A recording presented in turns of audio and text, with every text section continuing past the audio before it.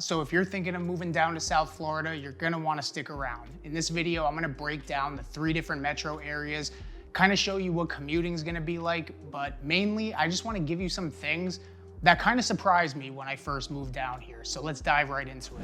So I got a bunch of new subscribers over the last few weeks, welcome. And I figured it was a good time to make this video, kind of just going over some things that surprised me when I first moved down here 5 years ago, and they may surprise you too. And I didn't really know the whole Miami metro area when I moved down here. I kind of just figured this all out on my own, but this is exactly why I make these videos. And if you didn't know, we are a team of realtors down here and we'd love to connect with you. So if you're looking to buy or sell anywhere in South Florida, feel free to reach out to us at any time. We'd love to help you and see how we could best help process your move.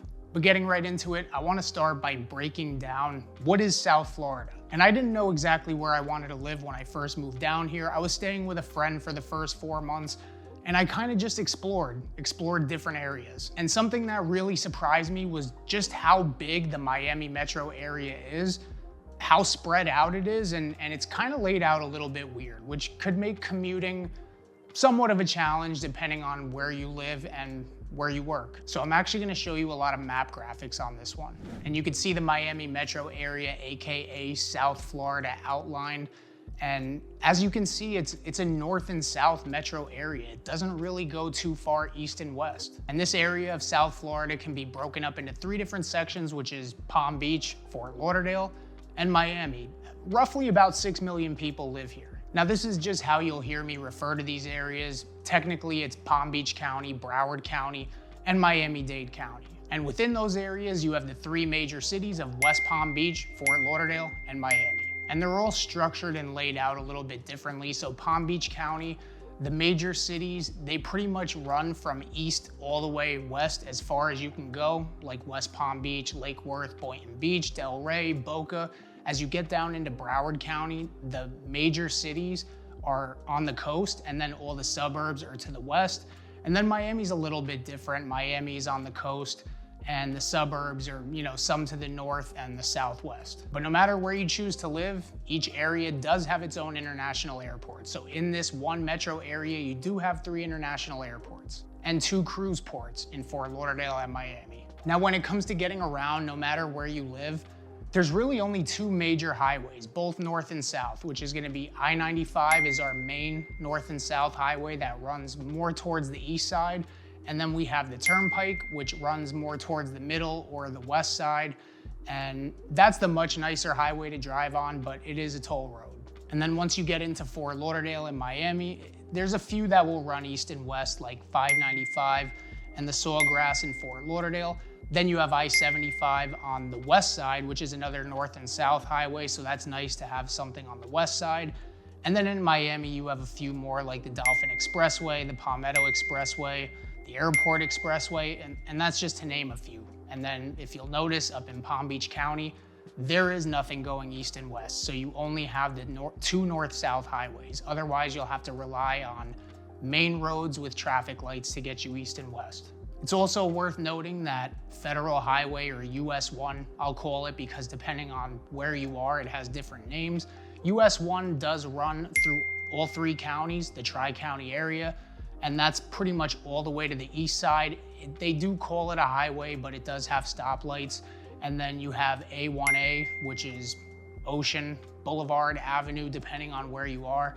And that's gonna be the main strip that runs along the beach. So like I said, this is a big metro area, but it's long and narrow. And just to give you an idea, from the northernmost part to the southernmost part, you're looking at about 130 miles from Jupiter to Homestead. And basically everything you need, you're gonna be traveling north or south, unless you live out in the suburbs out west a little bit and you have to travel east, which in that case, like I said, there's not many highway options. But as you can see from the map, it's not that far of a distance. Actually, the farthest point, which is Weston to Fort Lauderdale Beach, is only 25 miles. So 25 miles is the farthest east and west that you'll have to travel, compared to 130 north and south. I mean, but that's from Jupiter to Homestead. The chances are that you're gonna be making that drive are highly unlikely. It's just to show you how big this area really is. But there is a chance you'll be commuting from West Palm Beach to Miami, and that's still a 70-mile drive. That's a hike, especially in rush hour. Now, for whatever reason, if you are making that commute on a daily basis, which it's highly unlikely that you would choose to live in West Palm Beach, but work in Miami every day, and I'm not saying it's not possible, but maybe it's unlikely, I would recommend taking the Brightline train. Now, one cool thing about this metro area is it's really not that hard to figure your way around once you kind of learn the streets, because most of this area is kind of laid out in a grid pattern to where you have the main roads are laid out in a grid, and then in the grids are where all the neighborhoods are. So once you start to learn the names of the streets and which ones run north and south and east and west, it kind of makes getting to the highways and getting to the beach a little bit easier. So something that I experienced moving down here, and some of my clients do as well, which kind of surprised me, I mean, I guess it kind of did, is that living here is not a vacation. And what I mean by that is when you vacation in Florida, it's much different than living here day to day. You're gonna have a job, you're gonna go to work, and a lot of you guys that reach out to me and people that I've helped in the past, everybody wants to live as close to the beach as they can, because a lot of people think they're gonna go to the beach a lot, and I was one of those people. But I promise you, when you get out here and reality sets in, you're gonna go to the beach a lot less than you think you are. And you know, depending on where you are moving from, even being within 45 minutes or 30 minutes of a beach is probably still much better than where you're coming from. I remember when I first moved out here, I wanted to do everything outside. I mean, just to be out in the sun. I would take my computer outside and work to the point where it would overheat, you know, just so I can get tan.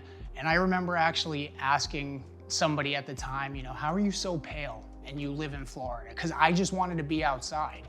I was in that honeymoon phase still. And the answer that I was given was, the longer you live here, the less you want to go outside. And I can confirm that to be true. You know, you're gonna be working. Sometimes the heat is just too oppressive that once the honeymoon's over, you're kind of over it, especially during the summer. And one thing that I was told that surprised me about the summertime was the rain. And I've spoken about the rain before, and it's probably no secret that it rains a lot in Florida, but it wasn't just the fact that it rains, but it was how hard it rains, and the fact that it's like mini hurricanes, and that it rains just about every single day over the summer. I didn't really take it too seriously. I just figured it was normal rain, but I was definitely wrong. And even if it only rains for an hour, it makes the most of it. And if you figure you work all day and then it downpours when you get home, or it storms on the weekends, you just miss some of those opportunities to get outside.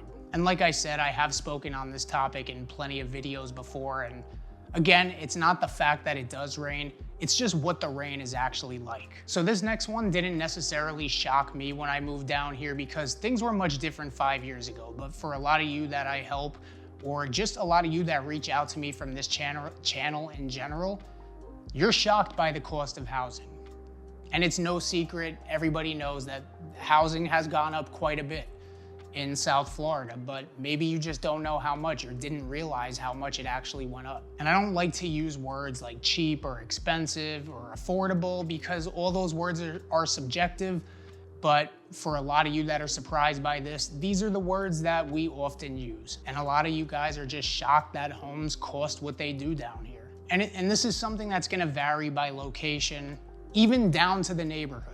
But just to give you an idea, the median sale price for a single family home this past month was $630,000. So that's the median, while the average was just over $1 million. Now, you don't have to spend $1 million out here for a home by any means, but a good guideline to go by is that you shouldn't really expect to spend much less than the median either for a move-in ready standard home out here. And when I say move-in ready, I don't mean like fully renovated. I just mean something that you're able to move into, something that doesn't need an extensive renovation. Now again, location will matter when you're up north towards West Palm Beach, or even some of those suburbs like Lake Worth and Boynton Beach.